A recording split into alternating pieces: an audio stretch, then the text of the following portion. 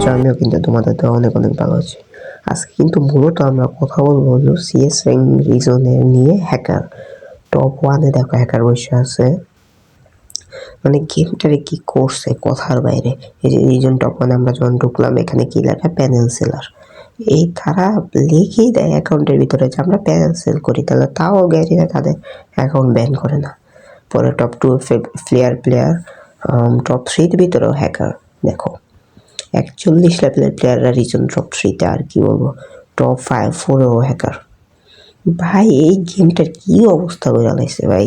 আর বাকি নর্মাল এরা প্লেয়ার এরা কোনো এনে মনে হয় না যে হ্যাকার, যে এরা নিজেকে লেভেল অ্যাকাউন্ট দেখে বোঝাইতেছে, মানে গেমটারে বলতে গেলে পুরা নষ্ট করে দিয়েছে। আর কি কোনো মানে গেমটারে গ্যারি নাই যে কি করছে কথার বাইরে। এই গেমটা এই কারণে আর খেলতেই মনে চায় না, ফালতু যত সব গেম। আর গ্যারিনাতে রিকোয়েস্ট যে এটা আমাদের আবার ঠিক করে দেন।